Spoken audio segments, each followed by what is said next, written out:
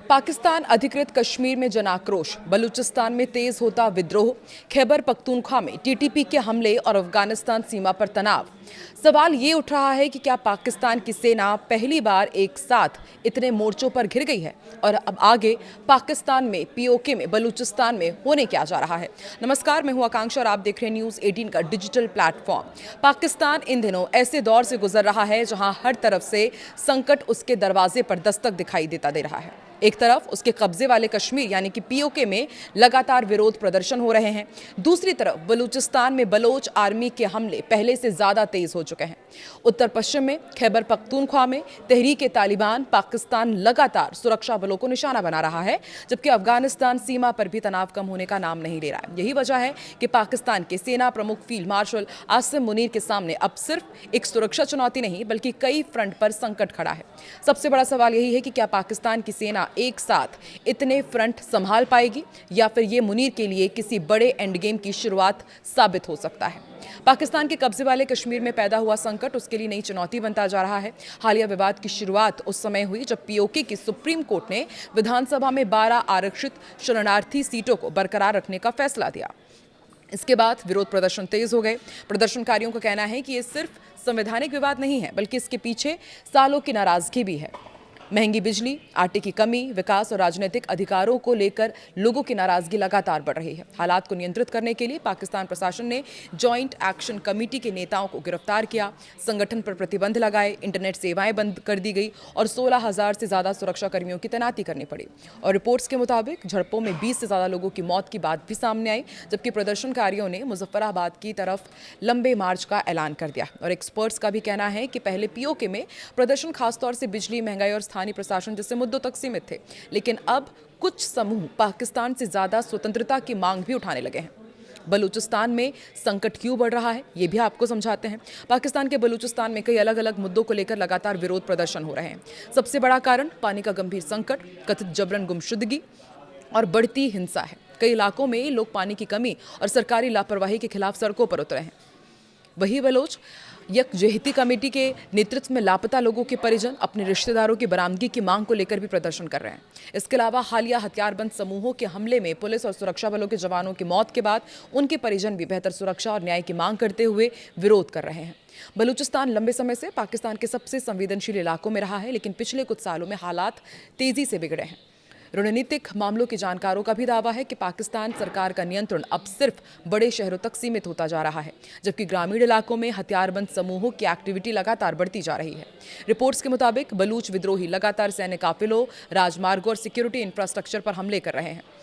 Jafar express पर हुए हमलों ने पाकिस्तान की सुरक्षा व्यवस्था पर गंभीर सवाल खड़े किए। इतना ही नहीं, चीन की निवेश वाली कई परियोजनाओं पर भी सुरक्षा संकट का असर देखने को मिला। रेकोडिक जैसे बड़े माइनिंग प्रोजेक्ट को लेकर भी सुरक्षा चिंताएं सामने आई हैं। अगर पाकिस्तान में हालात ऐसे ही रहते हैं तो इससे पाकिस्तान की अर्थव्यवस्था भी कमजोर होगी। चीन समेत विदेशी निवेशकों के आगे भी पाकिस्तान बेबस हो जाएगा, जिसका सीधा और गंभीर असर पाकिस्तान की पहले से डगमगाती अर्थव्यवस्था पर सीधा पड़ेगा। उधर पाकिस्तान का उत्तर पश्चिमी इलाका भी लगातार शांत बना हुआ है। तहरीक तालिबान पाकिस्तान लगातार हमले कर रहा है। अफगानिस्तान सीमा पर तनाव बना हुआ है। पाकिस्तान को एक तरफ बलूच विद्रोहियों से लड़ना पड़ रहा है तो दूसरी तरफ टीटीपी भी सेना के लिए बड़ी चुनौती बना हुआ है। यानी सेना को पश्चिम और दक्षिण पश्चिम दोनों ही तरफ से लगातार संसाधन लगाने पड़ रहे हैं। वहीं खैबर पख्तूनख्वा क्षेत्र के अलावा पाकिस्तान सीमा भी पाकिस्तान के लिए लगातार बड़ी सुरक्षा चुनौती बनी हुई है। यहाँ टीटीपी के हमले लगातार बढ़ रहे हैं, जबकि अफगान तालिबान के साथ सीमा पर तनाव और झड़पों की घटनाएं भी सामने आती रहती हैं। तालिबान लगातार पाकिस्तान पर दबाव बनाए हुए हैं, यहाँ तक कि कुछ मोर्चों पर लड़ाई भी छिड़ी हुई है। तो अब ऐसे में क्या पाकिस्तान भारत की तरफ ध्यान भटका सकता है? देखिए, पीओके में बवाल और बलूचिस्तान में उबाल के बीच एक सवाल ये बार बार उठ खड़ा हुआ है कि क्या पाकिस्तान अपने घरेलू संकट से सभी का ध्यान हटाने के लिए भारत के साथ तनाव बढ़ाने की कोशिश करेगा। कुछ एक्सपर्ट्स का कहना है कि पाकिस्तान के इतिहास में ऐसे कई उदाहरण रहे हैं, जैसे कि पाकिस्तान में जब भी हालात खराब होते हैं तो उसने भारत के साथ तनाव पैदा किया है जानबूझकर। अब तो हालात ऐसे हैं कि पाकिस्तान सिंधु के पानी को हथियार बनाने की कोशिश कर ही रहा है। अब देखने वाली बात यह होगी कि पाकिस्तान और उसका आर्मी चीफ आसिम मुनीर आने वाले समय में क्या कदम उठाता है।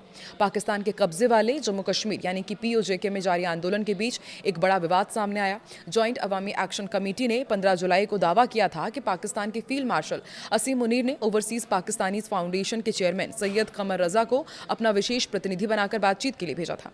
कमेटी ने उनके आश्वासन के बाद मुजफ्फराबाद की ओर प्रस्तावित लॉन्ग मार्च रोकने का ऐलान किया था, जबकि धरने जारी रखने की बात कही थी।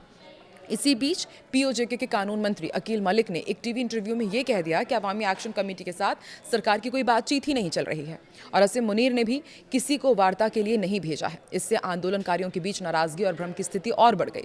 बातचीत का भरोसा देकर मार्च को रुकवाया। आंदोलन से जुड़े सूत्रों का आरोप है कि प्रदर्शनकारियों को बातचीत का भरोसा दिया गया था। मुजफ्फराबाद की बाद जो लॉन्ग मार्च ये बढ़ रहा था उसे रोक दिया गया, लेकिन अब सरकार और सेना दोनों ही बातचीत से इंकार कर रहे हैं। इसी बीच खबर यह भी है कि प्रदर्शनकारियों ने अपनी मांगों को पूरा करने के लिए पाकिस्तान सरकार को 21 जुलाई तक का सीधा अल्टीमेटम दे दिया है। मांग क्या है वो भी आपको बताते हैं। देखिए, जो गिरफ्तार JAAC के नेता हैं, कार्यकर्ता हैं, वो रिहाई सुरक्षा कार्रवाई को वापस लेने, संचार सेवाओं को बहाल करने और पहले से तय 38 सूत्रीय चार्टर को लागू करना, बेहतर राजनीतिक प्रतिनिधित्व और शासन में सुधार, बिजली, खाद्य आपूर्ति और जरूरी सेवाओं तक बेहतर पहुंच की उन्होंने मांग रखी है। इसके साथ ही JAAC ने चेतावनी भी दी है कि अगर इस दौरान उनकी मांग पूरी नहीं हुई तो 22 जुलाई के बाद उनका मुजफ्फराबाद लॉन्ग मार्च फिर से शुरू हो जाएगा। प्रदर्शनकारियों ने साफ कर दिया है कि सभी धरने पहले की तरह जारी रहेंगे, जन आंदोलन भी चलता रहेगा। आपको जानकर हैरानी होगी कि सिर्फ 40 दिनों में 73 लोगों की मौत हो चुकी है।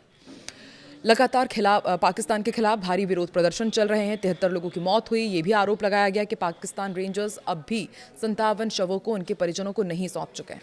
लोगों में पाक सरकार और सेना के खिलाफ भारी नाराजगी है और वो इस बार आर पार की मूड में नजर आ रहे हैं। तो आपको क्या लगता है, एक साथ इतने सारे मोर्चों में घिरा हुआ पाकिस्तान कैसे अपनी साख बचा पाएगा, या फिर पूरी दुनिया का अपने ऊपर से ध्यान भटकाने के लिए वो भारत में कुछ प्रेशर पॉलिटिक्स या फिर तनाव बढ़ाने की जुगत में भी है? क्या लगता है आपको? कमेंट सेक्शन में जरूर लिखें।